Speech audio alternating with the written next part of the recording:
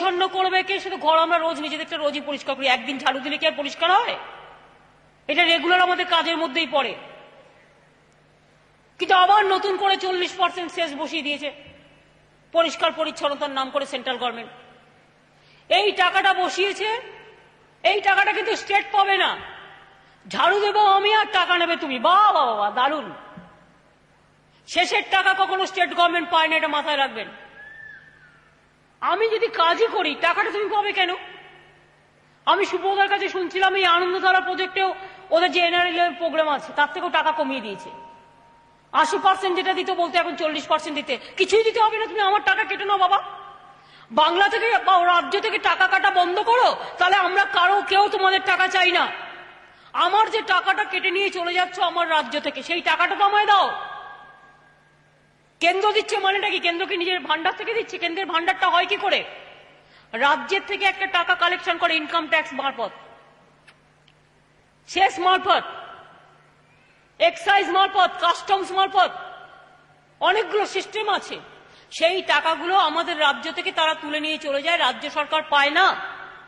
সেই টাকা থেকে তারা পঞ্চায়েতে কিছু টাকা দেয়, এখানে কিছু টাকা দেয়, ওখানে কিছু টাকা দেয়।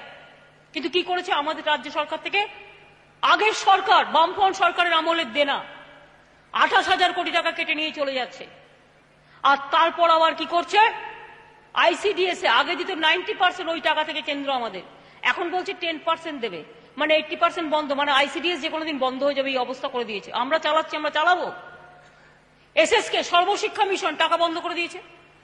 মিড ডে মিল বাচ্চারা, গরিব বাচ্চারা খায়, বুঝতে পারছেন? বলছে ওই গ্যাসেরও দাম সাবসিডি উইথড্র করে দেবো। সবই উইথড্র করে দাও না, দেশটাই কবে উইথড্র করে দেবে তার তো কোনো ঠিক নেই। উইথড্র করতে করতে সামাজিক কাঠামো, যেটা সোশ্যাল ইনফ্রাস্ট্রাকচার, রুটি কাপড়া মাকান, মিনিমাম নিড, মিনিমাম রিকোয়ারমেন্ট মানুষের, আজকে বলছে তুমি ঝাড় দাও আমায় শেষ দাও। আজকে বলছি আইসিডিএস এর টাকা বন্ধ, মিড ডে মিলের টাকা বন্ধ, পঞ্চায়েতের টাকা বন্ধ, সর্বশিক্ষা মিশনের টাকা বন্ধ, মডার্নাইজেশন অফ পুলিশ ফোর্সের টাকা বন্ধ, জঙ্গলমহল উন্নয়নের টাকা বন্ধ। এটা হতে পারে না।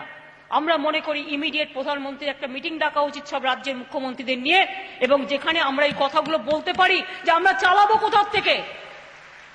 আমি কনস্ট্রাকটিভ লোক, আমি always I am not negative or destructive. আমি মনে করি যেটা রাজ্যের পাওনা রাজ্যের পাওয়া উচিত, যেটা সেন্ট্রালের এখতিয়ার সেন্ট্রালের থাকা। কোথায় গিয়ে চাইবেন?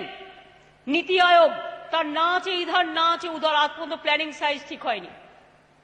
আমি মনে করি রাজ্যগুলোর একজোট হয়ে জন্য রাজ্যের যে দাবি, এটা আমাদের সরকারিয়া কমিশন থেকে শুরু করে ফেডারেল স্ট্রাকচারের এটা সবচেয়ে বড় প্রধান অঙ্গ করা উচিত। আমি নিজে টাকা না পেলে আমার ওই বাঁকুড়ার গ্রামটাকে আমি দেবো কি করে? আমার হাতে টাকা না থাকলে আমি বীরভূম জেলায় পানীয় জলটা পৌঁছাবো কি করে? আমার টাকা সব কেটে নিয়ে গেলে আমি মেদিনীপুরের পশ্চিমের মহল অঞ্চলে টাকাটা পৌঁছাবো কি করে? আমার টাকা কেটে নিয়ে গেলে আমি রাস্তা করব কি করে, জল করব কি করে, স্বাস্থ্য দেবো কি করে? সবাই তো বলবে এই দাও ওই দাও, দিতে তো আমি রাজি, দেবোটা কোথার থেকে? আজকে আমার কন্যাশ্রী প্রজেক্টের জন্য যদি 2,000 কোটি টাকা লাগে, আমি 27 লক্ষ মেয়েকে বেনিফিট দিই, আর আমার 28,000 কোটি টাকা কেটে নিয়ে যাওয়া হচ্ছে। এই টাকাটা যদি আমার টাকা যদি কেটে নিয়ে না যাওয়া হতো, আমার মানে আমাদের পশ্চিমবঙ্গ সরকারে যদি কেটে না নিয়ে যাওয়া হতো, বাংলায় সোনাই সোনা ফেলাতো। আমি 5,000 কোটি টাকা সেলফ হেল্প গ্রুপের মেয়েদের আরো দিয়ে দিতে পারতাম, তারা অনেক কিছু করতে পারতেন। আমরা চাই টাকা কেটে নেওয়া বন্ধ হোক। কেউ যদি চুরি করে তার শাস্তি হওয়া উচিত, কেউ যদি পাপ করে তার শাস্তি হওয়া উচিত। অন্যের পাপ আমি কেন বহন করব? মহর্ষি বাল্মীকি যখন মরা মরা বলতে বলতে বলতে বলতে তারপরে রাম বলতে হয়েছিল 1,00,000 কোটি বার, তার পাপ কেউ বহন করেনি। তো আজকে আমার বামফ্রন্ট সরকার দেনা করে গেছে আর আমায় শোধ করতে হবে, আর তারপরে বড় বড় ভাষণ দেবে। এই জিনিস কেন চলবে? বাংলাটাকে যারা দেনার দায়ে ডুবিয়ে দিয়ে গেছে, বিক্রি করে দিয়ে চলে গেছে, আর সেই জায়গা থেকে আজ মনে রাখবেন, শুধু খাঁটি বলে কাজ করতে আমরা জানি বলে এটা আমাদের গর্ব। কারণ আমরা নিচু থেকে জন্মেছি, মাটির লোক, আমরা ওপর থেকে পড়িনি। আমরাও গরিব পরিবারের জন্ম নিয়ে লড়তে লড়তে ঘষতে ঘষতে কাজ করতে করতে শিখেছি, এটা আমাদের গর্ব।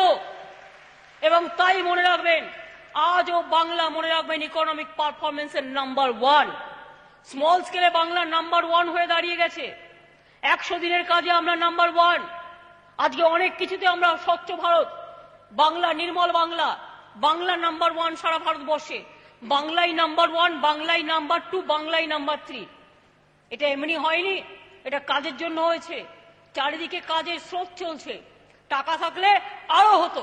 এবং আগামী দিন আমার একটা স্বপ্ন আছে, আমার যারা সেলফ হেল্প গ্রুপের মেয়েরা, আনন্দধারার মেয়েরা, কোঅপারেশন মুভমেন্টের লোকেরা, যারা বিশেষ করে গ্রাসরুটে কাজ করে, তারা মাথা তুলে দাঁড়াবে। তাদের ছেলে মেয়েদের পড়াশোনার ব্যবস্থা যেমন করব, তার মাকেও আমরা তার জীবন ধারণ করবার সুযোগ করে দেব। জীবন এবং জীবিকা দুটোই আমরা করব। এটা আমাদের শপথ, এটা আমাদের অঙ্গীকার। তার কারণ আপনারাই তো গ্রাম করছেন। হাওড়া জেলার বাগনান ব্লক থেকে এসেছেন ঝুমা পাঁজা। হাওড়া জেলার বাগনান ব্লক থেকে ঝুমা পাঁজা, যিনি হাতের কাজ, হাতের তৈরি নানান জিনিসপত্র তৈরি করেছেন। এরপর জলপাইগুড়ি জেলার সদর ব্লক থেকে লক্ষ্মী রায় সরকার, যিনি চাষ এবং মুড়ি তৈরির ব্যবসা করেন।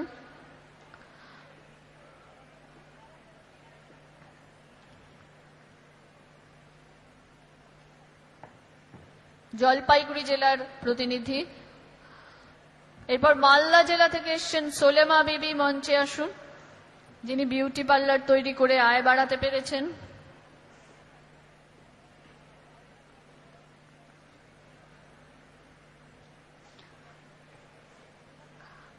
এবার মুর্শিদাবাদ জেলার ভগবানগোলা 1 ব্লক থেকে হাসিনা বিবি উল বোনার মেশিনে উল বুনে নিজের আয় বাড়াতে পেরেছেন।